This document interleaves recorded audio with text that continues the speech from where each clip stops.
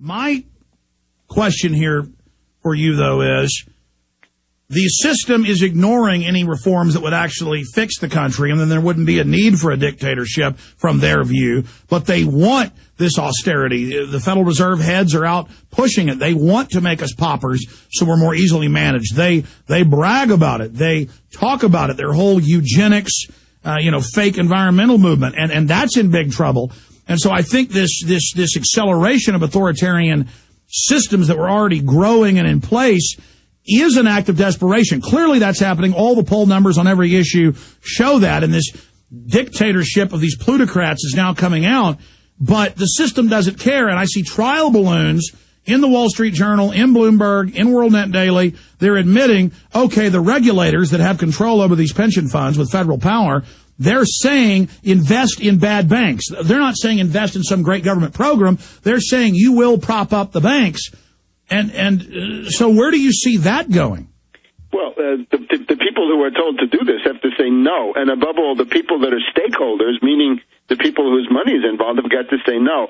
I would say the single most important question right now is the anti-Wall Street, because I think that's the universal common denominator that just about everybody can share, and there's no political force that embodies this. There's nobody willing to take it on. I went to see the Tea Party here at Capitol Hill 10 days ago, and what you find is that the Tea Party, I think, has been purged. What you find there are people who are, quite frankly, Republicans. They sit there, they listen to Republican members of the Congress and Republican operatives and Republican think tankers from, all different Republican lobbying institutions and whatever. And then when you talk to the people in the Tea Party, it's actually funny. A lot of them are retired military, and most of them have a government pension, and they have either Veterans TRICARE or they have Veterans Administration's pensions, and you get the idea that they're there saying, I have my piece of the federal budget. I don't want anybody else to get a piece for themselves at my expense. So the thing is that Palin said the Republican Party ought to absorb the Tea Party. Well, that's what they're trying to do. I would not say that the Tea Party is only demonized.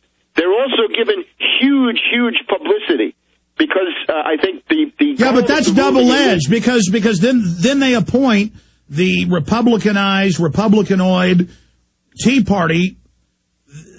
They take it over, but then separately in the left-right paradigm, they then also make it the polar opposite. So it's the savior to some, the devil to others, but again, it's within a controlled system. Absolutely controlled. And remember, I think the big problem on the horizon is this General Petraeus and Mitt Romney. General Petraeus for president. If General Petraeus comes out for president, he'll immediately get what's left of the Tea Party, which again are mostly retired military. This was the overwhelming majority of the group. And then Romney, with his best-selling book and his ideas about austerity, Romney is now intervening in the senatorial race in Utah, supporting Bennett, who's under fire, right, the Republican senator, and saying Bennett voted for the bailout. The bailout was a good thing. We had to give the money to the banks. Support Bennett because he stood by the banks when the going got tough. So you get the idea. This would become a Wall Street dictatorship. Well, that's why we see the Republicans going after Rand Paul in Kentucky, who looks like he's going to win, letting the head of elections run for Senate and run his own election. I mean, just unprecedented. And you've got Palin supporting John McCain, who was pro-bailout. So clearly, I guess that's why I'm being targeted, because I don't want the banks to fully suck this country dry. Yes, and certainly Palin, of course, was pro-bailout herself. She was directly involved. So I think that the position that you occupy in this spectrum is you defy this splitting, right? The wedge issues, essentially, because that's what they are. You're above the wedge issues, and you're offering a critique of this entire false flag terrorism, this hysteria, the crude provocations that are dished up.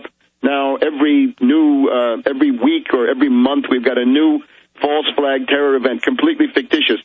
The thing I would say, though, is the people that are in your audience have got to ask themselves, how long can this depression go on? How many more years of depression? How many more years of 15 20 million people without jobs, 25 million, right? Real unemployment, probably 20%, maybe 25% if it's really bad. How long can you go on with this and still keep the institutions of representative government? 80 years ago today, 80 years ago, on 30th of March 1930 in Germany, we had the coming of Heinrich Brüning, who was an austerity dictator. He's the kind of thing that's being prepared in the state of New York, and indeed what Obama will turn into next year, according to the current scenarios.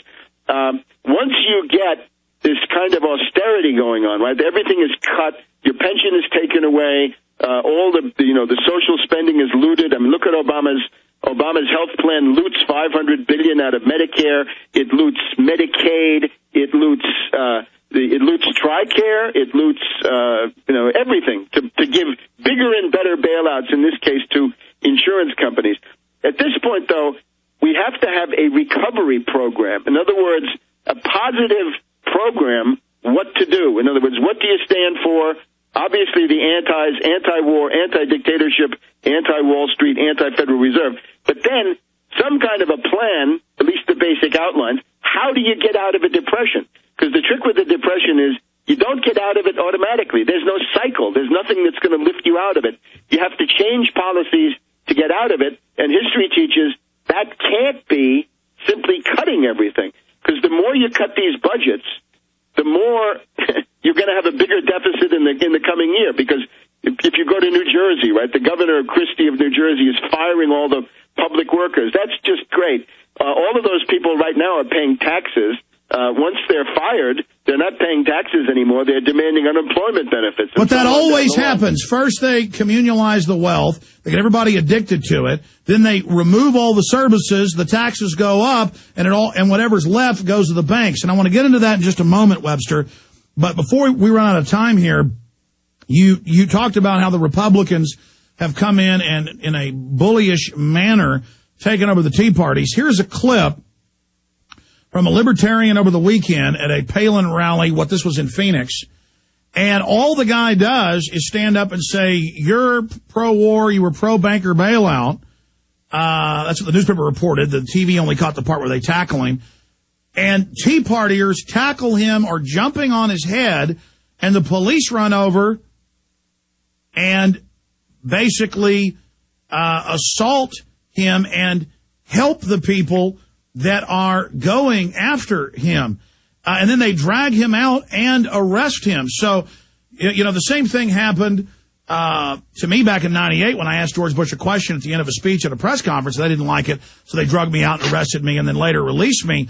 But, I mean, this is the liberty, this is the freedom of the Tea Partiers. Here it is.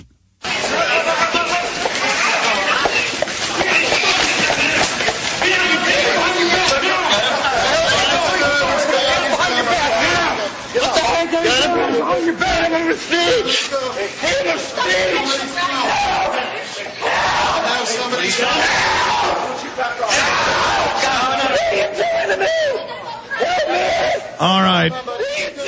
And it just continues from the news with screaming. This is from ABC 15. Continue playing it. What's you guys' problem? You're a douche. That's our problem. Hey! I hate Obama. I don't like Obama. I'm a libertarian. Supporting America. What is you guys' issue? Sir, any thoughts about even speaking out at a rally that you clearly know are McCain and Palin people that are here for a statewide race? Why use this opportunity to try to say anything? I'm trying to save America. I like America. I like Americans. I just don't like John McCain. And what happened in there once you started speaking out?